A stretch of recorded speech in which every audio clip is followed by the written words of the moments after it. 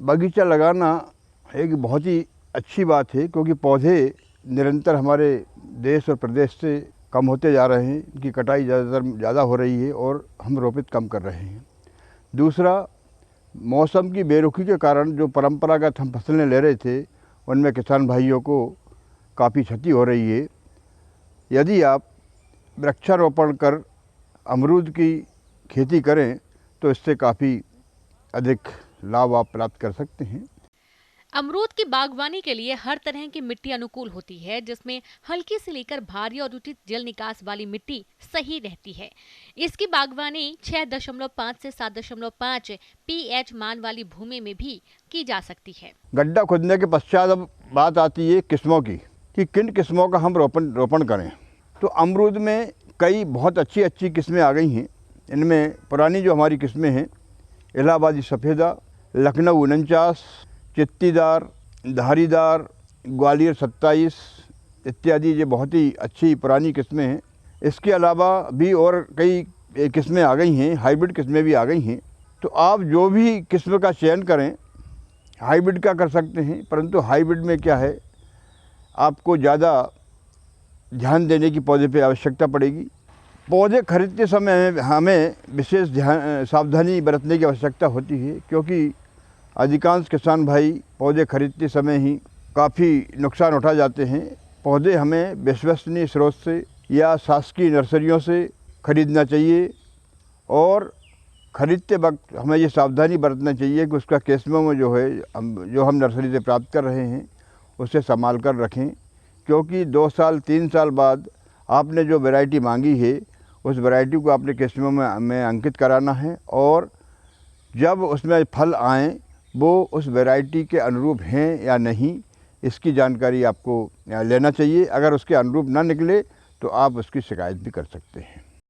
पौध रोपाई के लिए गड्ढे का आकार 60 बाई 60 बाई 60 सेंटीमीटर रखें।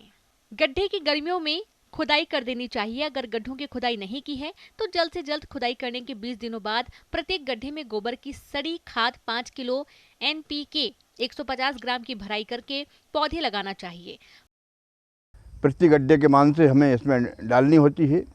अगर आपके खेत में दीमक का प्रकोप है तो क्लोरपेरीफास डस्ट 100 ग्राम प्रति गड्ढे की मान से भी आप इसमें मिट्टी के मिक्सचर में मिला सकते हैं।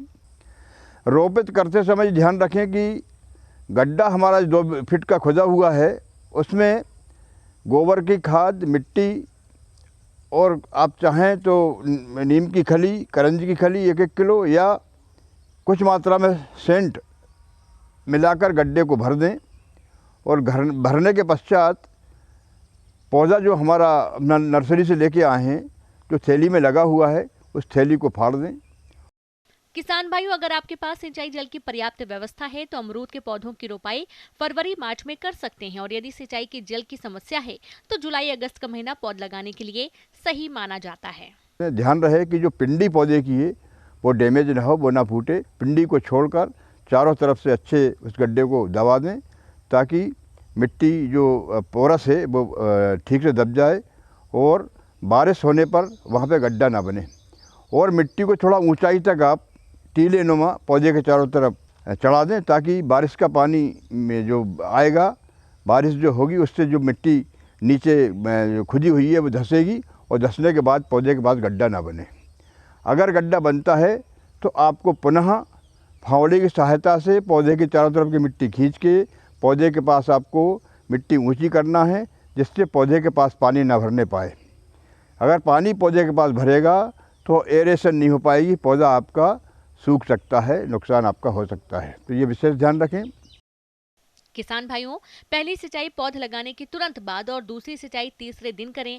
इसके बाद मौसम और मिट्टी की किस्म के हिसाब से सिंचाई करने की ज़रूरत होती है।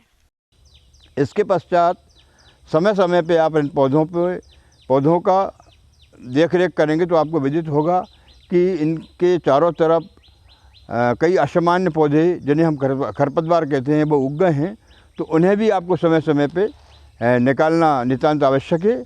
अन्यथा जो हमने पोषक तत्व पौधे के लिए गड्ढे में डाले हैं, गड्ढे के चारों तरफ खाद के रूप में डाला है, उस पोषक तत्व को ये अनावश्यक खरपतवार प्राप्त करेंगे और तेज़ गति से पौधे से भी तेज़ गति से ये बढ़ेंगे और हमारे पौधे की वृद्धि जो है इससे प्रभावित होगी।